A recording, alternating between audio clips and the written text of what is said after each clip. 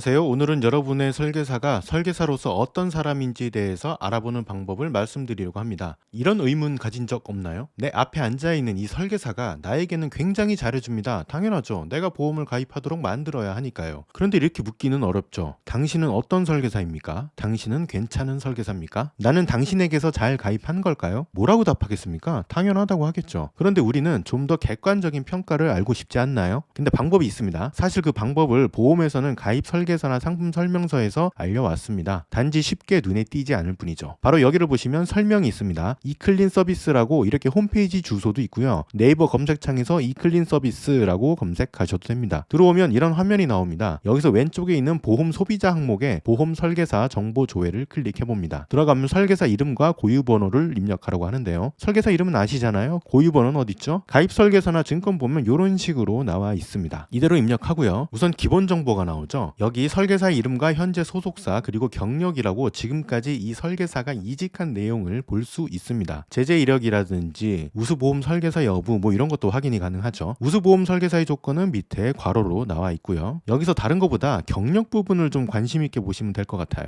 여기 이분 같은 경우는 2009년부터 보험 영업을 시작했고요. 그냥 전속 설계사였다가 대리점으로 한 번 옮기신 분이네요. 그러면 이직은 한 번이라고 보시면 되고요. 이런 분들도 있습니다. 경력이 굉장히 많죠. 많이 이직을 하신 분이에요. 이직 횟수가 적다고 좋고 많다고 나쁜 건 절대 아닙니다. 근데 다른 건 몰라도 이거 하나는 확실합니다. 이분은 고하계약을 많이 남기신 분이에요. 고하계약이 뭐냐면 담당 설계사의 부재로 인해서 담당자가 없는 상태를 말합니다. 이렇게 된 계약은 남아있는 그 회사의 설계사들 중에서 임의로 지정이 되든지 아니면 그런 고객만 별도로 접촉을 하는 팀을 만들어서 운영하는 회사도 있어요. 그러면서 자연스럽게 현재 가지고 있는 보장에 대한 얘기를 다시 나누게 되고 보험 리모델링이나 업셀링을 권하기도 하죠. 그런 것만 담당하는 팀이 실제로 있어요. 아무튼 다시 화면으로 돌아와서 이 다음 내용으로 넘어가 볼게요. 여기 보시면 신뢰도 정보라는 게 있죠. 여기로 넘어가 보면 이 설계사의 불안전 판매에 대한 비율이 나와 있고요. 그리고 보험 계약 유지율이 있습니다. 각 항목의 밑에는 참고로 보험 업계 평균 비율이 나와 있고요. 우선 첫 번째로 불안전 판매율이 있는지부터 확인을 해보시고요. 밑에 평균 불안전 판매율을 보시면 아실 수 있듯이 굉장히 낮아요. 그러니까 위에 이 설계사의 불안전 판매율이 0이 아닌 숫자가 다른 숫자가 있다라고 하면 이 사람이 불안전 판매 이력이 있긴 있구나. 그리고 업계 평균에 비해서 얼마나 차이가 나는구나. 이런 것만 확인해 보시면 될 것 같습니다. 그리고 밑에 보험 계약 유지율을 보시면 13차월, 25차월 그러니까 1년 넘게 2년 넘게 이 사람이 모집한 계약이 얼마나 유지가 되고 있는지를 보여주는 항목입니다. 그런데 최근 거는 사실 그렇게 중요하진 않아요. 가입한 지 얼마 안 되었기 때문에 분명히 해지를 했을 가능성도 높지 않습니다. 그래서 이 탭을 조금 내려보면 직전 3년의 보험계약 유지율을 확인할 수가 있어요. 여기 보시면 13차월과 25차월의 유지율이 나오고 있죠. 이 유지율은 높을수록 좋습니다. 밑에 보험업계 평균 보험계약 유지율을 보면서 비교를 해보시면 됩니다. 그런데 이것도 절대적인 게 아닌 게 보험계약 건수 자체가 많지 않은 분도 있어요. 그런 분들은 한 건 두 건이라도 해지가 있게 되면 비율에서 굉장히 많은 하락이 있겠죠. 그러니 여기에 나와 있는 직전 3년치 평균보다 갑자기 많이 떨어져 있는 그런 숫자를 보시게 되면 뭐 그런 방향으로 생각을 해보셔도 됩니다. 이 정도만 확인하셔도 내 담당 설계사가 아니면 내가 상담을 하기 위해서 만난 설계사가 어떠한 설계사인지 정도는 대략 감을 잡으실 수 있을 겁니다. 그런데 이런 분도 있습니다. 신뢰도 서비스에 대해서 정보를 제공하는 것에 동의를 하지 않은 설계사도 있어요. 그런 분들은 들어가면 이렇게 나옵니다. 저는 개인적으로 신뢰도 정보를 공개하지 않은 설계사는 피하는 게 어떨까 싶습니다. 공개 못할 이유가 하나도 없거든요. 정당하게 그리고 나의 영업에 대해서 자신이 있다면 당연히 공개해야죠. 그래서 저는 이 불안전 판매율이 0인 설계사와 보험계약 유지율이 대략 한 80, 90 이 정도로 높다라는 생각이 들 정도의 숫자라면 그렇게 크게 걱정하지 않아도 되지 않을까라고 생각을 하는 편입니다. 그런데 불안전 판매율이 0이 아닌 숫자가 있는데 직전 3년치의 보험계약 유지율이 생각보다 낮은 수치를 기록하던가 하는 그런 설계사는 상담을 조금 더 꼼꼼하게 진행해 보시고요. 무조건 피하라는 게 아닙니다. 이 신뢰도 정보를 아예 공개 거부를 한 설계사들은 글쎄요, 저 같으면 안 만나겠습니다. 이런 방법이 있는지 모를 수는 없어요. 설계를 할 때마다 고유번호라는 게 찍히고 이클린 서비스가 뭔지도 모르는 설계사는 더더욱 만날 필요가 없겠죠. 오늘은 내 설계사가 어떤 사람인지 알 수 있는 정말 빙산의 일각도 안 되는 조각의 정보를 그래도 우리가 확인할 수 있는 방법을 알아봤습니다. 이 정도만 해도 우선은 만나지 말아야겠다 정도는 판단하실 수 있을 거예요. 이렇게 어떤 사람인지 알 수 있는 더 많은 정보가 제공이 되었으면 좋겠습니다. 내 설계사는 나의 주민번호, 카드번호, 계좌번호, 주소, 연락처 내 개인정보를 다 알고 있는데 나는 나는 그에 대해서 아는 게 없잖아요. 그렇죠? 너무 개인정보에 대한 비대칭 아닙니까 이거? 한 가지 팁을 드리자면 어떤 설계사를 처음 만나게 되면 만나기 전에 고유 번호를 먼저 물어보고 확인해 보세요. 이 영상이 도움되셨다면 좋아요와 구독 부탁드리고요. 지금 나가는 메일 주소로 여러분이 제안받은 설계서나 가입한 증권을 보내주시면 그 내용에 대해서 제대로 번역해 드리도록 하겠습니다. 자, 그럼 전 다음 영상에서 인사드리겠습니다.